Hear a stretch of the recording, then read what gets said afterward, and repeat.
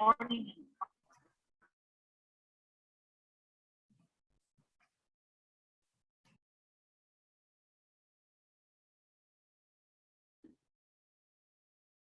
everyone. Super excited that we have so many people joining us. We'll give it a few more minutes, but if anybody can change your name where you put the institution where you're from, that would be great, or which geographic location you're from, so we kind of see where everybody's logging in from tonight.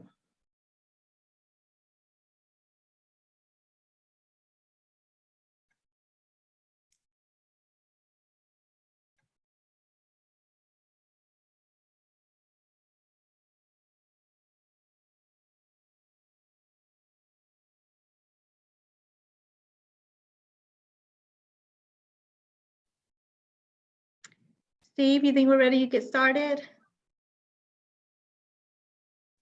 Sure, I could share my screen now and yeah, why don't you share your screen and then I'll go ahead and do some introductions. It says I cannot share my screen yet, so I don't know if someone. Maybe Jill.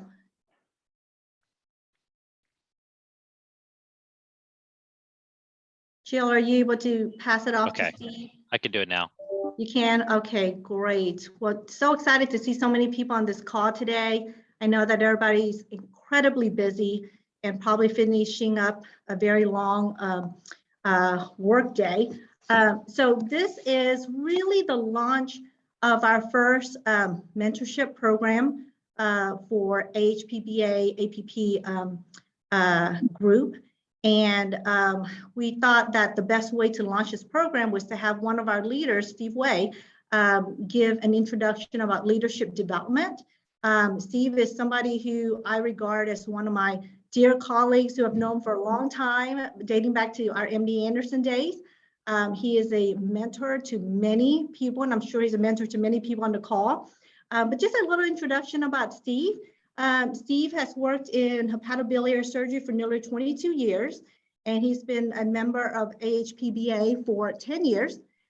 He served as the chair of the first Allied Health Symposium for HPBA back in 2012.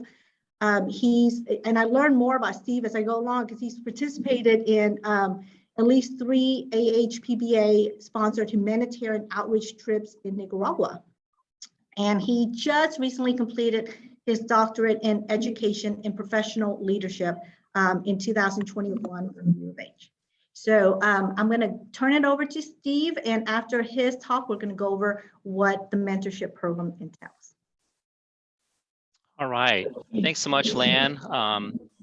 It's always so good to see you, and it's so wonderful to see so many of you guys here. It's an honor for me to be able to share with you a brief overview on this new topic, at least for me, leadership development, things I've learned and I picked up in the past, my own leadership journey. And as you know, this is a very broad topic. I hope to provide an overview of the why, the what, the where to go to pick up the essential leadership skills. This topic is probably best for an interactive multi-session workshop lasting several days. So I'm only going to give like a 15-minute short introduction. Okay, so this is not one of those long drawn-out talks, and it's actually meant to be a little interactive. One disclaimer: I'm not a leadership expert. I don't claim to be one. I'm not a faculty or a teacher anywhere. I will share some resources that I cannot personally vouch for the quality of the content, but please consider this more as a guiding principle or even some food for thought, and I'll be happy to share and discuss more at another time. So we're going to start off with, there's so many perceptions and misperceptions and myths about leadership, which I'm sure you are all familiar with. First, a common one is that having a certain position or title will make you a leader. Well, we know that's not true. Leadership is not about a position. In fact, we all have positions and titles and job descriptions, and just having a higher level position doesn't automatically make you into a great leader. Not all managers, supervisors, directors are great leaders, and we all know that not all physicians that we work with are great leaders. As APPs, we still work in this more traditional hierarchical structure that typically places the physician at the top of the pyramid. And this can be a problem in healthcare, to automatically assume that leadership is based on credentials or education. And unfortunately, APPs tend to be placed in the middle of this pyramid. Another myth is that leaders must be extroverts. We know that's not true. I'm definitely not an extrovert. Leaders are not always the most outspoken, loud, or even most opinionated ones out there. Everybody can contribute. Leaders have all the answers. We also know that's not true. They may not be the ones to solve our problems. They may end up directing us to someone else. Great leaders are always in the spotlight. That spotlight, definitely false. Some leaders are more effective behind the scenes, encouraging and caring and cheering on others. Leaders are born and not made. Definitely not true. I believe we are all in a position of leadership, and our skills are constantly being refined and developed. And it's not just something we're born with. One leadership style fits all. No, there are actually several leadership styles that may fit certain situations differently. And management equals leadership. Well, yes, management does involve leadership, but there is definitely a distinction here. Leaders have people follow them, while managers have people work for them. So managers are definitely put into that leadership test, but it's not synonymous with leadership. So, well, what is leadership? Okay, when I was in college, probably the first leadership book I read was this book called "Developing the Leader Within You" by John Maxwell. It was a very impactful book. I learned a lot from it, but definitely. Sorry, my slides are not advancing. Sorry about that. Okay, sorry.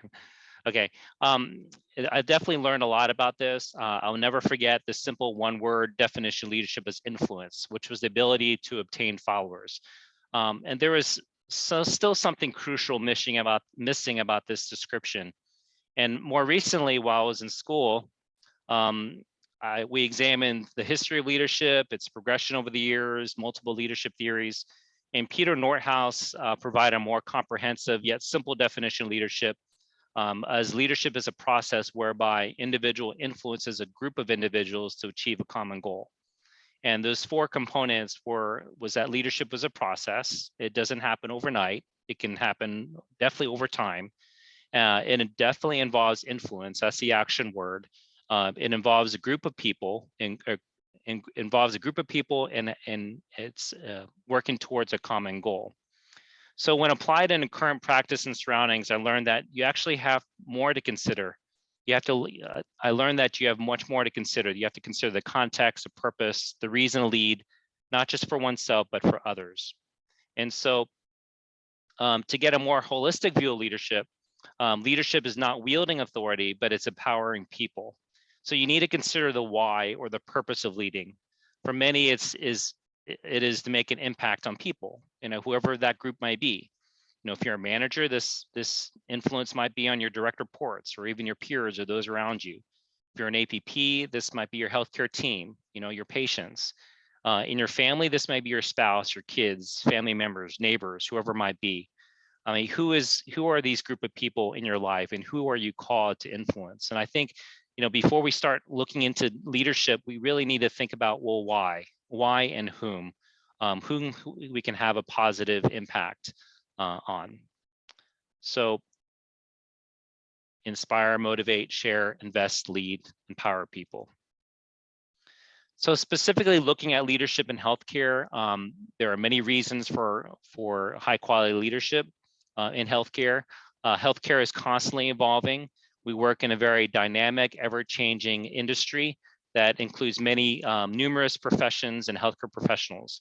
And over the last couple of decades, the quality of healthcare in the US was rightfully scrutinized. And there's been a shift in focus to more of a patient-centric care with an emphasis on quality and safety. We also work in an environment where our patient care is team-based. APPs are known to be team-based practitioners. We are dependent on each other, on others. We're dependent on our surgeons or nurses or schedulers or navigators. Our job is directly and indirectly tied to interprofessional relationships, and our profession is meant to be highly collaborative. Communication is the key. We must communicate accurately, clearly, and timely. Furthermore, our industry reaches beyond patient care. It's just the success and growth is heavily tied into the education, research, innovation. You know, in healthcare, we cannot live in a box and practice the same way all the time. Our medical knowledge and technology is constantly growing, and we need to keep up with the pace. So lastly, in healthcare, the stakeholders are numerous, and the risks are very high. It may even determine life, death, our patients' health and lives are at stake. Leadership impacts our families, the teams, our teams' families, our hospitals, and workforce, and so on. So as APPs, we've taken the spot, and if you guys are at your institutions, a lot of times, you know, we're considered the heart and soul or the glue of team-based practice. So we are relied upon to help this team function effectively, and I think your physician colleagues would agree, as well as your team members. The APP leadership development is paramount. So why APP leadership development? Well, you know, like our physician counterparts and other healthcare professionals, these principles are rarely taught in school. You know, actually, from my observation, I think a lot of nursing programs are doing a much better job, are way beyond a lot of other healthcare professions, including, you know, PA programs, interprofessional education, IPE, team training. It's still evolving. We have a long way to go. Many APPs do not learn to work with other professionals until they actually get into practice. Most of the skills that we learn in leadership is from our experience. Because of this, we do not learn the skills and how to interact and lead others until we've experienced team struggles or conflicts. Many APPs, once they start working, they're just too busy. They don't have time. They don't have time to invest in more training, more school, other things like that. And we lose out on those opportunities for development. Our APP roles and our responsibilities are constantly changing. And as we learned during COVID, our roles are expanding. And not only do not have time, we don't have, but we have to adjust, and we have to learn to adjust and adapt on the fly, which makes leadership development even more important. But as we know, the stakes are high, and as APPs, we are the glue. So our patients and our team, they depend on us. So the benefits of leadership training, which may not be all direct benefits, but it is related to how leadership enhances team effectiveness and communication. Some of those benefits is that it helps to increase productivity and effectiveness, improved patient outcomes, patient care and satisfaction. Leadership involves better team outcomes and quality and safety, stronger relationships and teamwork, enhanced personal health and well-being. These are all wonderful, as well as professional development, and it can also lead to career advancement. So this is a nice summary slide about leadership training, and I'd like to highlight two main areas when it comes to leadership skill training.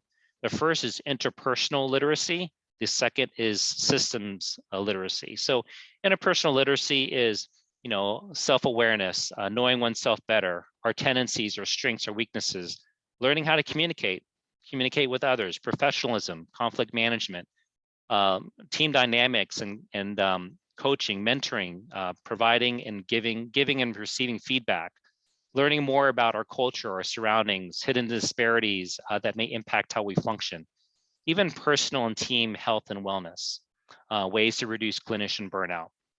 And then when we look at systems literacy, this may overlap some with interpersonal literacy, but it's more specific in areas of healthcare management, such as the business of healthcare organizations, organizational psychology and change management, how to make how to better manage our teams, healthcare finance, insurance structure, cost of patient encounters, benchmarks, and metrics, which I know many of you guys are probably involved in. High reliability, patient quality and safety principles, patient-reported outcomes, details of clinical operations and value-based care. These are all skills that we just don't pick up in school. These have to be learned. And innovations that lead to positive change, entrepreneurship. There's definitely overlap between between both areas, interpersonal systems literacy. And I'm just going to highlight a few of these. I'm not going to be able to cover everything for sure. This is, again, just an introduction. So, you know, a lot of leadership development begins with knowing yourself better. And that One of the big hot topics now is emotional intelligence. And if your institution, your group is probably learning more about this. If you haven't done an assessment, you probably will soon. We start with knowing ourselves better. Are you aware of your own emotions? And then you learn how to manage ourselves better. How do you normally respond to stress? What triggers these emotions? How do these emotions affect your ability to function? How can you best manage these emotions? Then, are you aware of your social surroundings and the people around you, and your team members' emotions? Aware of their reactions to our emotions, and how can we best manage your response to others? So this all helps us to increase the tolerance, reduce defensiveness, and lessen critical judgments. And there are so many books and resources on EI at our institution. One practical guide that's being used is the Emotional Intelligence 2.0 by Travis Bradbury and Jean Graves. And then most of our leaders and managers are encouraged to complete this like 20-minute appraisal to learn more about themselves and develop strategies for improvement. And usually there's a follow-up assessment like 3 to 6 months later. And I'm not going to go over this in too much detail at all. A lot of times you can boil it down to these 4 boxes of recognition and regulation under self-awareness, self-management, and then social awareness and the relationship management under social competencies. And it's helpful when completing this assessment with others. The results are quite insightful, highlighting the strengths, areas of strengths and areas of self-improvement. And we all have relative strengths and weaknesses in all 4 areas.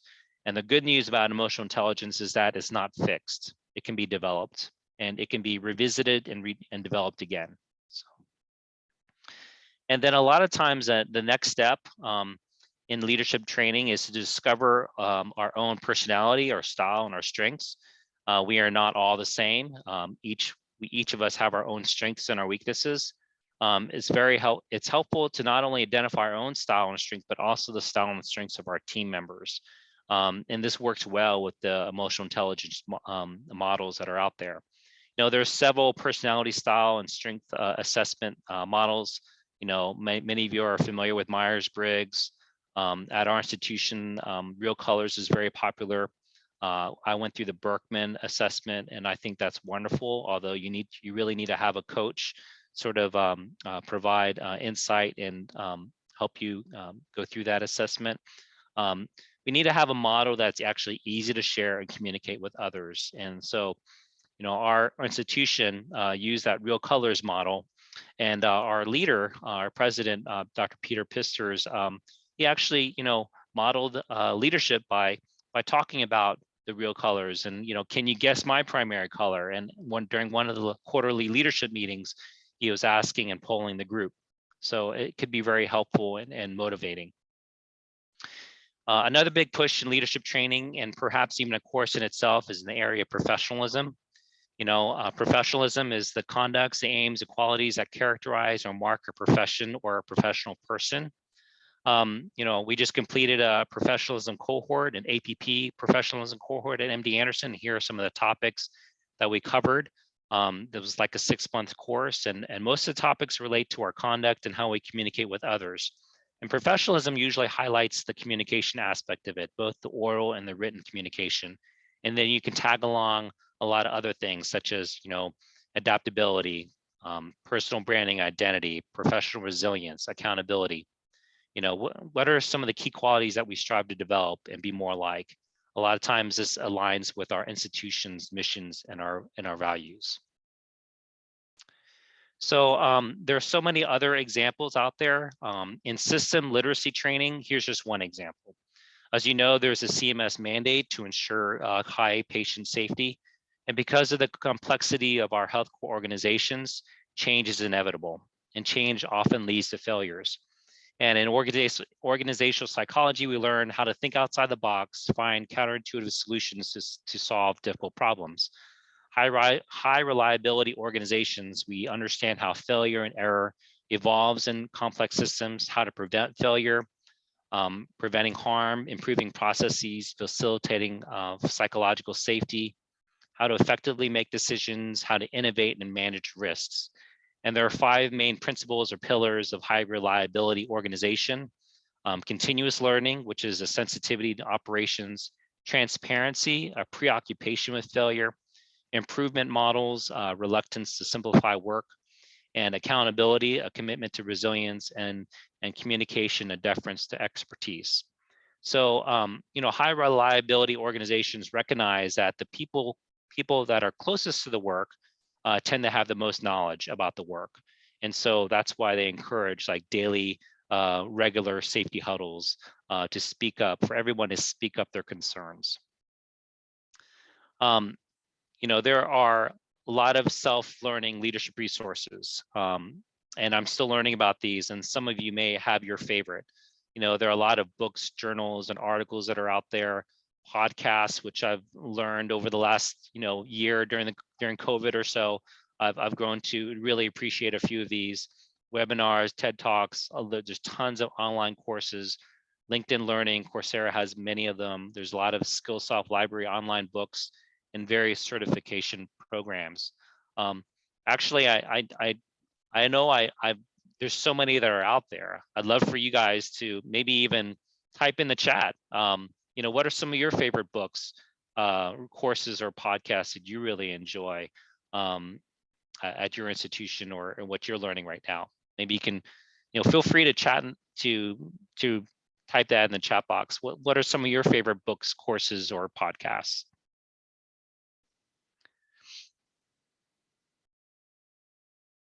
I'm going to move on. There are, in addition to just things that you can find out yourself, there are a ton of leadership courses and training programs out there as well. There are some conferences, seminars, journal clubs like this one, but there's conferences that are out there specifically for APPs, for those in healthcare. Many academic centers, like where you guys are at, have your own leadership institute or academy. Maybe you have your own professionalism course or higher reliability training or other programs. There are a lot of advanced degree opportunities, and they're not meant for everybody. It's can be helpful at times because it gives you a little bit more background in some of the history and the theory and organizational psychology of leadership. But there are a lot of different resources that are out there, and maybe you know of some. What are some leadership resources that you might recommend as well? So feel free to include that in the chat box as well. So my last slide is actually taking the next step. Where do we begin? We need to begin by discovering what your passion, your strength, and your skills are. Who are those people that you most want to impact, and why? Why do you want to impact those people? Then you have to set goals to learn. Good leaders are good learners. I need to learn how to do what? I need to work on professionalism. I need to work on, communication, conflict management. And then seek mentorship, seek opportunities to learn and to lead. Volunteer, get more involved. That's how I got involved in HPBA and a lot of other organizations, just volunteering, taking that step, becoming a member, joining a committee, things like that. And then being patient, being vulnerable and humble, and asking questions. And I know in the Navy SEALs there's a saying, but also it was reiterated in Brene Brown's book, Dare to Lead, to embrace the suck. So we're not at the top of the pyramid. We have a lot to learn, and there's a lot of barriers that are just in front of us that we may not even be aware of. And so yeah, it's going to suck at times, and we just have to be patient. We have to be vulnerable, ask the right questions, and also express the gratitude for those type of opportunities. So that's all I really had to share. Again, this is just a 15 or 20 minute introduction on leadership development. We can spend many more seminars on different aspects of this.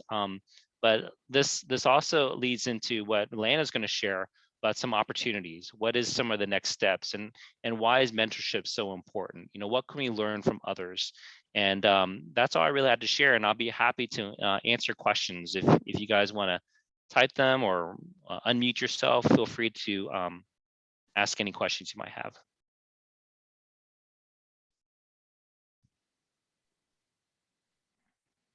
Steve, thank you so much. That's a great talk and a great segue into the next segment of talking about mentorship. And one of the slides that I think resonates, or hopefully resonates with a lot of people, is the one about we don't learn leadership in school. At least I didn't.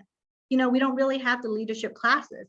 So where do we learn about leadership? And really, it's the people around us, you know, our mentors and one another, and looking at opportunities. I'm glad you pointed that out, because I think a lot of people can relate to that. Yeah, that's so true. There's so much that we learn on our jobs and from various experiences, and that we can impart to others for sure. And you know, it's learning to be a lifelong learner. If you want to be a leader, you have to be a learner. That's for sure. And there's definitely a lot that we can impart to others, even, you know, those who are in training right now. And I think that there's a lot of ways, a lot of room for improvement, and we can continue to work on development.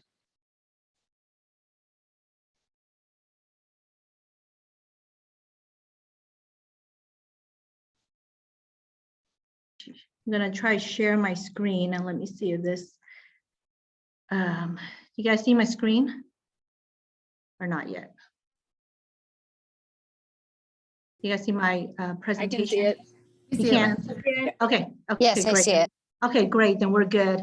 Okay, so you know, the next part of you know, the next 30 minutes is really meant to be informal. It's meant to be interactive. I want you guys to put stuff in the chat as we're going along, because this really isn't a lecture. It's not about me lecturing what mentorship is about. This is really what I consider the launch of our mentorship program. And we've thought of ideas about how to make this work, but this is really a work in progress. And what I'm hoping today, by the end of this 30 minutes, is that people are motivated, they want to be a part of this, and also to contribute with ideas, you know, as we go along. So just a brief introduction about myself. I am a PA. I'm a PA program manager at UT Southwestern. I've been a PA for way too long, 26 years. And I am actually just signed up for my the executive MBA program, which I started last week. And I don't know why I did that, because it's been really hard to try to juggle everything. But I have a mentor here in the Cancer Center, one of the leaders in the Cancer Center that I've reached out to get mentorship. So no matter how long you've been working or how many years you've been out in your specialty, everybody needs to have a mentor. Right, let's see here. Okay, so when we think of a mentorship, I think people have this general idea that signing up for mentorship means you're getting advice, you're getting guidance, support, and getting help. Some other thoughts that may come to mind when we think about mentorship, which we often hear in school: see one, do one, teach one. There's a mentor and a mentee relationship. Time commitment, I think that kind of stops people a little bit when they think about a mentorship program. It's not so much that people do not want to be part of a program, but how much time is this going to take? What is my commitment if I sign up for something? The other thing to think about is joining a mentorship program is a way of stepping out of your comfort zone. Something that Steven mentioned, just trying to volunteer for things, trying something different that you've never tried before. And having a mentor that kind of pushes you along will help with that. The other thing is being more comfortable in whatever your zone is or what you're required to do. Sometimes having somebody who's been there, that helps to make you feel more comfortable, whatever your endeavor is. And then last but not least, this is something that's pretty universal, is we sign up for mentorship programs to network. You know, we, depending on where you're from, if you're an academic center or you're in private practice, you may be working alone or with a small group of people, but that networking is important, not just, you know, across institutions, but really just all across, and specializing in compatibility as well. It's hard to find that if you're in a small area. Okay, so why become a mentor? Well, it's rewarding to help with another's professional growth. And I think all of us can reflect on somebody along our career that has really, really made an impact. You think about that, and it's just rewarding if you can be that person to somebody else. Building new relationships. Developing, refining your skill as a teacher. That's another area that's not taught in school. It's something you just kind of learn along the way, and you don't really have tools of how do I become a mentor or how do I teach, and this is refining that skill. It's an opportunity to reevaluate your own personal goals. Oops, let me go back. Okay, hold on. And the last item I have here is sharing experiences. And you don't need to be an expert in that field. For example, I think some people are reluctant to sign up to be a mentor because they've been had a billionaire for 2 years, for example. But you can be a mentor to somebody, because for somebody who just got out of school and they're going through the onboarding process and learning what the resources are, the person who can best help them is somebody who's just shared that same experience. So don't think that you have to be working for a long time or be an expert in that field to help mentor somebody in a very similar situation. So the flip side of the coin is why become a mentee? Because frankly, we all need mentoring. No matter how long you've been working, we all need it. And I'm a classic example. Also to build new relationships with others. Learning about resources. Sometimes we don't know what resources are out there, and by connecting with other people, there's lots of free resources that are available for learning. Meet professional goals, and this can vary, and I'm going to show a slide later on about the different topics, but people need mentoring for different reasons. Some people want mentoring because they want to advance professionally, and other people just want help with what the resources are to do their current job. So it really does vary for each individual. And also the reason to become a mentee is to strive to learn and be committed to being successful. But it is a commitment when you decide that I want to reach out to somebody for help, I want some guidance. That's being committed to success in your career. Okay, so just an overview about what we were thinking about the mentorship program as part of HPBA. So thinking of having bi-monthly meetings with a large group session and breakout sessions. So kind of a format like this, and we'll talk about what are the best days of the week, what are the best times. You guys can even put in the chat what works for people. And we might even alternate times and dates so that we can capture as many people as possible. And for breakout sessions, if we have more than one topic that people want to discuss, we can then do the breakout sessions. And we can decide this as we go along, depending on what the interests are. For each session, we can focus on a certain topic as the large group session, and we can even introduce a speaker who can help with a certain area. So for example, if there's a speaker who wants to talk about helping with publications, or a speaker who can talk about learning how to put PowerPoint presentations together, or what have you, but we can talk about that as an option. And the other area is that, some institutions already have mentorship programs. I know we have one at UT Southwestern where it's you're paired up with a mentee, and I like that, but I like that there's flexibility where there's group mentorship, meaning if you don't have the time or commitment to say, okay, I want to be paired up with somebody, but you want to just join these group sessions so we can network and connect and listen to the topics and see what the resources are. This is what we consider group mentorship. So that should be an option as well. And likewise, if somebody wants to pair up with somebody, we can also help to facilitate that. We want it to be flexible. We want it to be able to meet everybody's needs with regards to what mentorship style works for them. No specific time commitment, meaning if you can come to these meetings, great. If you can't, that's okay. Unless you sign up to be a mentor and you're paired up with a mentee, then we do want you to at least be available, and the time commitment is up to each pair.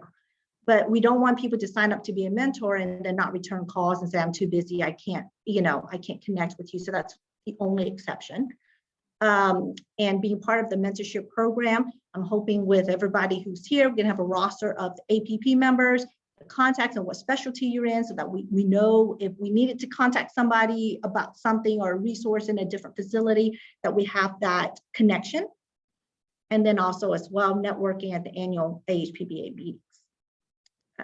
So I kind of brainstorm about topics of interest, and this is where I'd like to, after I'm done, I've just got another 2 slides left, then we can open up for discussion about what people are interested in. But some of the items that I put in here is just like orientation, onboarding of new hires, talking about the different roles, outpatient versus inpatient roles, professional growth, research, presentations, and clinical ladders, opportunities, family and work-life balance, how to alleviate burnout, working relationships with your RN and MD teams, different QI projects, OR and specialized procedures and work productivity. You can see I just kind of went through and created a list of all the different topics that I think somebody might be interested in.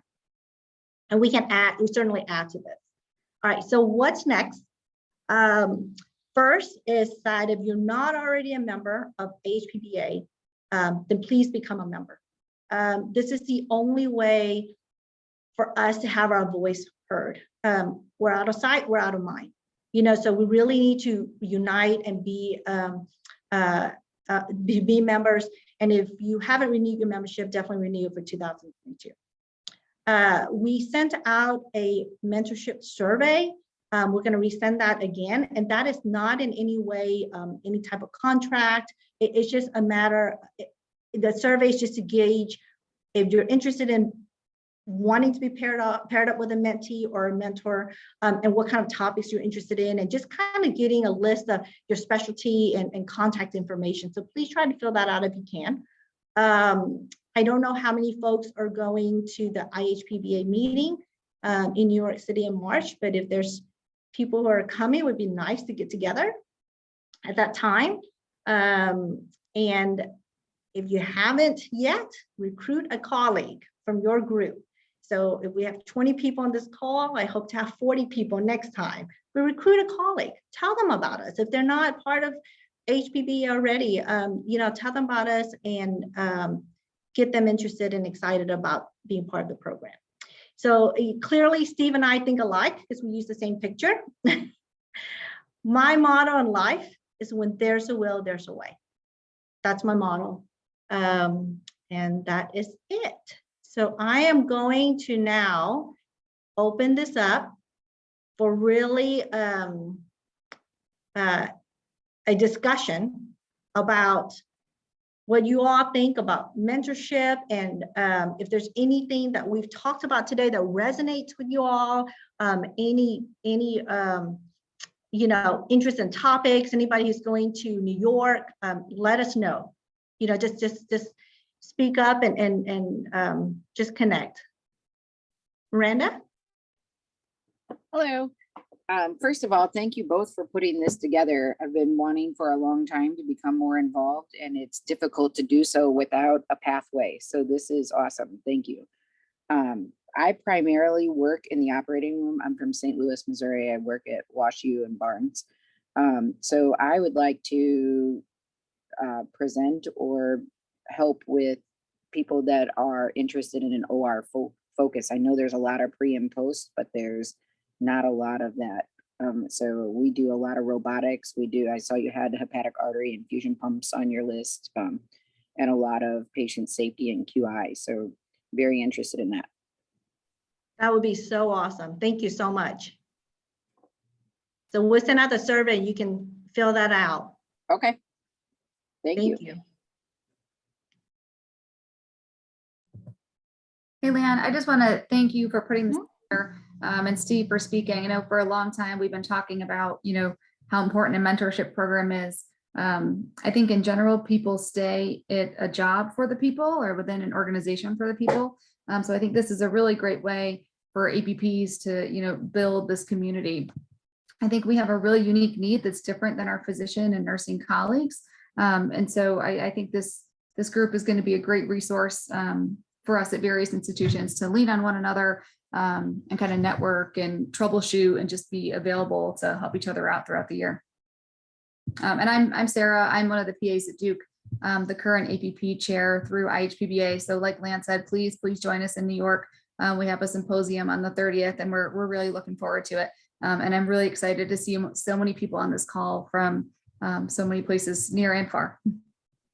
And about the symposium in New York, the APPs actually have a session on Wednesday, I think like around noon or something, but we were actually given a session at the internet, at IHPBA. So that's really exciting. So we don't want an empty room. We want people to be there and we want to be represented. So, you're given that opportunity, we've got to take it and run with it.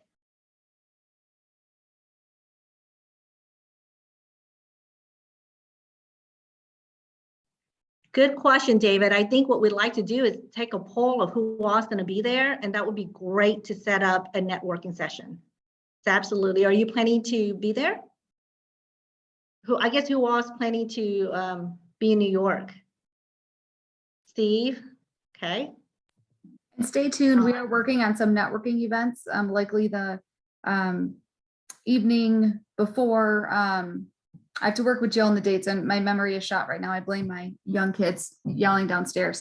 But we're working on networking breakfast and potentially some evening options. So stay tuned as we will work the details out and send out some reminders. And in terms of time for our large group session like this, does this work for a lot of people, or do they prefer, this 5 to 6 is good, so it doesn't really eat up into your evening? I'm still working at that time. Okay. And what time is good for you, Lisa? What area do you work in? I work in Columbus, Ohio at Ohio State University, James Cancer Hospital. And I actually am on my phone because I was driving when the call started. And so I was very excited about this call. So for me, it would be a little bit later, say 6:30 to 7:30. Okay. And like I mentioned before, what we can do is we can do different times so that people who are available later in the evening, can log on to the sessions. And I think during the actual work day is hard for most people, is what I predict. It probably has to be at least starting at 5 and later, because it's probably hard for people to log on during the work day. Land, this is Blake, UT Southwestern as well. As in terms of everybody working at different time zones, is there going to be, I guess, if we do this kind of these group meetings, will they be recorded for some of us who maybe might miss those? We could still log on. Yes, I believe so, right, Sarah? That all of these sessions will be recorded. Yeah. So yes, we'll be doing that. And if there's any type of resources or things that we can share, I'm hoping that for people who are not attending the meetings, if there's any information we can connect and share with one another, there'll be a nice way to do that and not just wait for these calls. So that's a way of us having a roster and knowing where everybody's working and who we can reach out to. And yes, these will be recorded, as are our previous journal clubs. So another perk of membership is, you can through the HPBA website, gain access to our prior journal clubs, and then of course these meetings moving forward.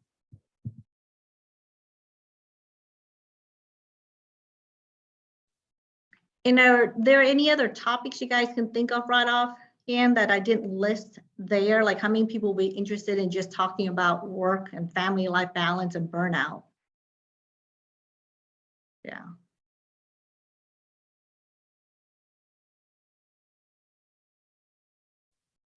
Practice setup. Okay. And David, is that more like an outpatient setting?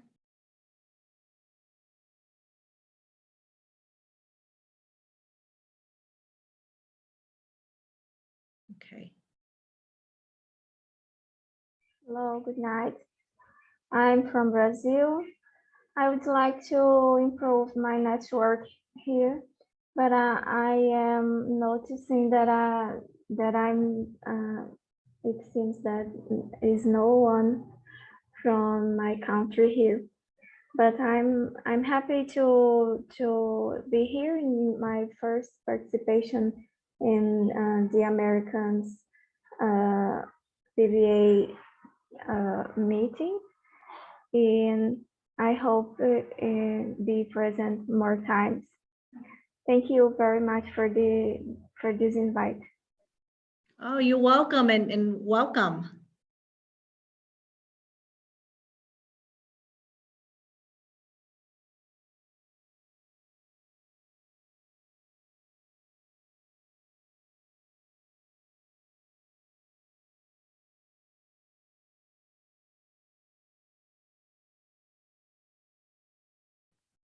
Leslie puts, there's no resources around me, APP wise, you know.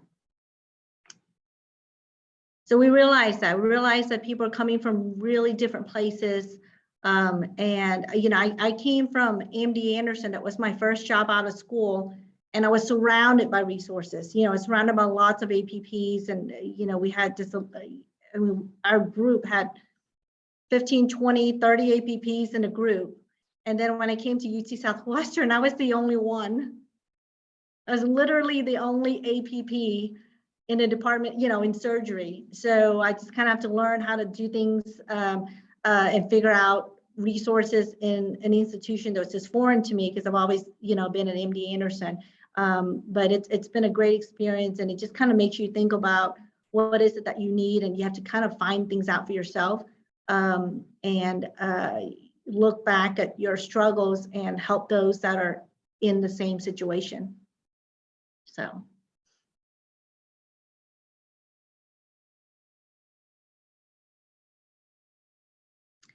Does anybody have anything to share with regards to somebody who's mentoring them now that, you know, somebody that's meant a lot to you in terms of mentorship?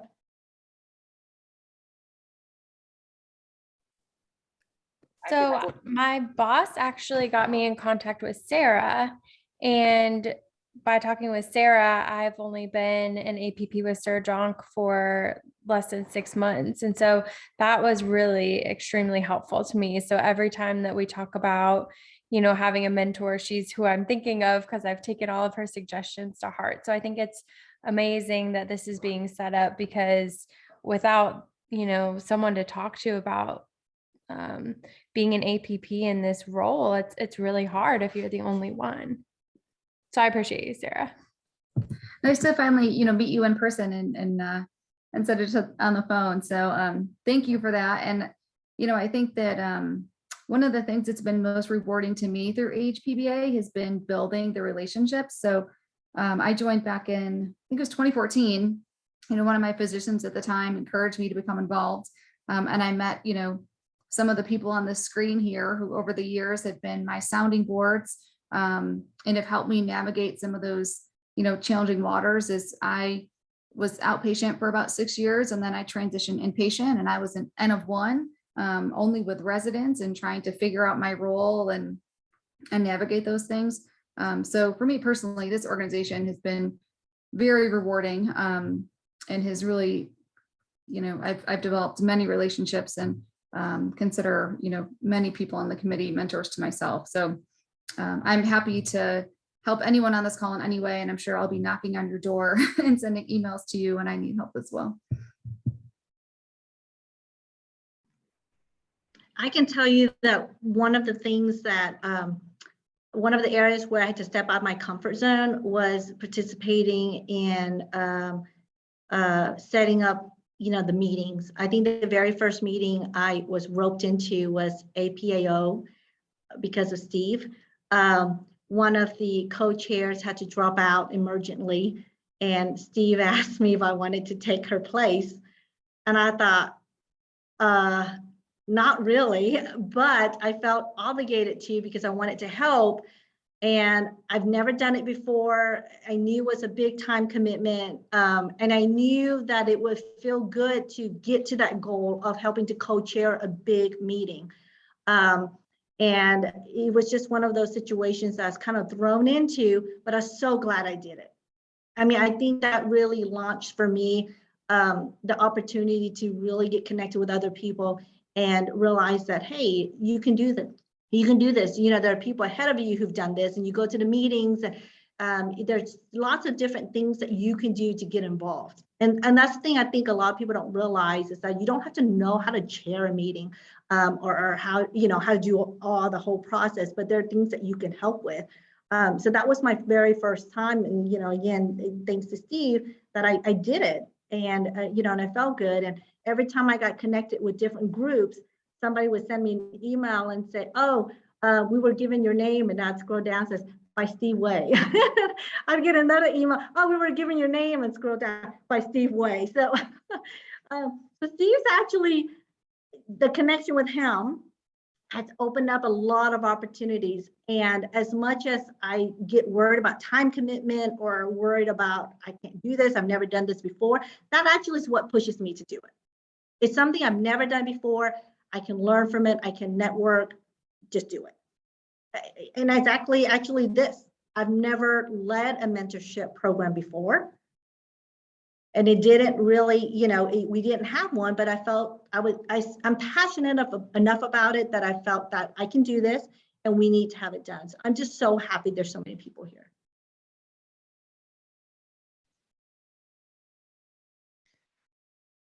Yeah, I just wanted to also share that,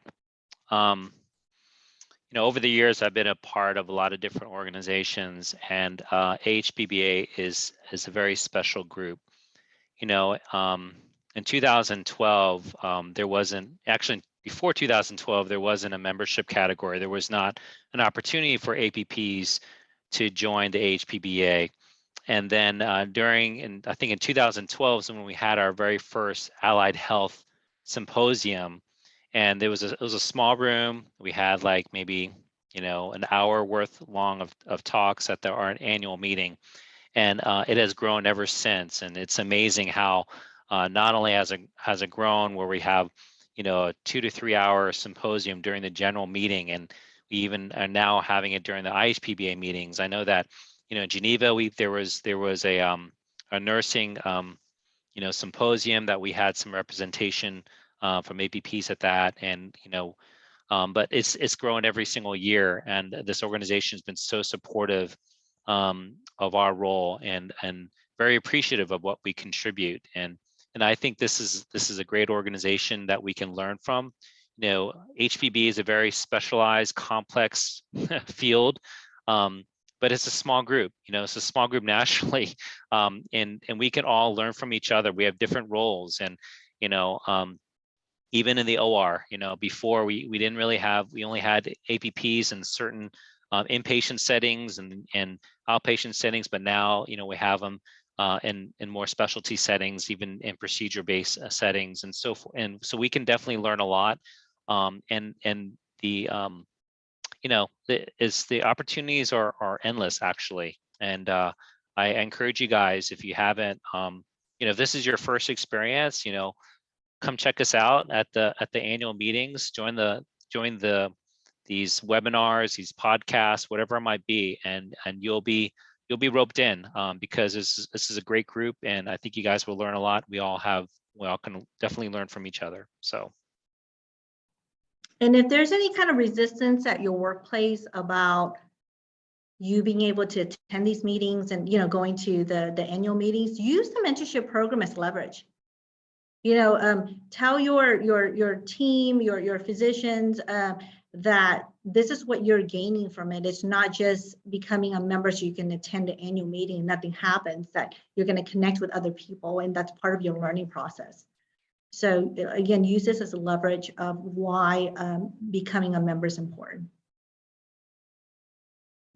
And we're always looking for volunteers to present, whether it's at the annual meeting or journal clubs. So I think this is a really welcoming group and a way to get your feet wet. So please, if you're interested, you can email me with any topic of interest. If you want to lead a webinar, if you want to lead, a breakout session, I am certain that we can find an opportunity for you and help you to grow within the organization.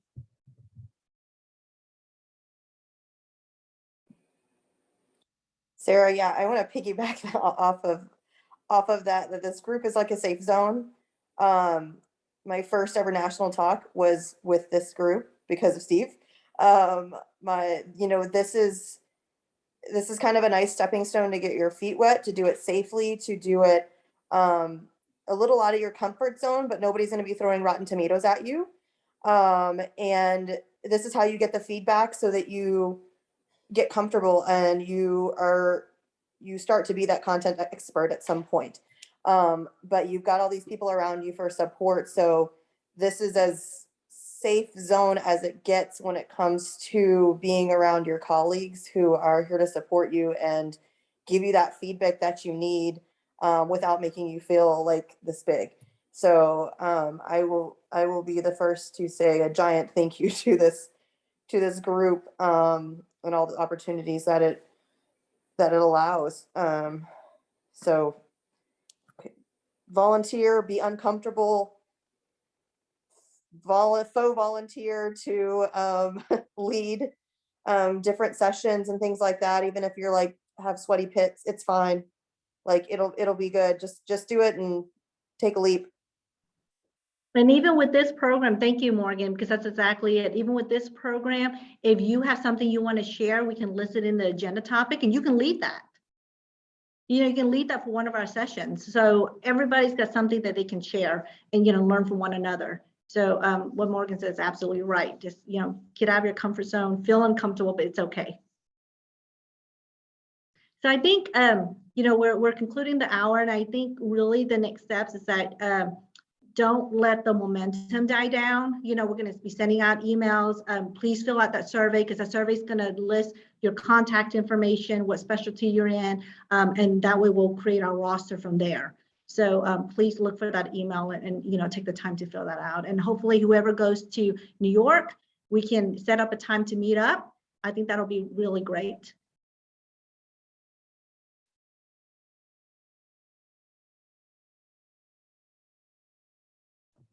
Well, thanks again, Lan and Steve. I'm really excited about this. It was really nice to connect with everyone tonight.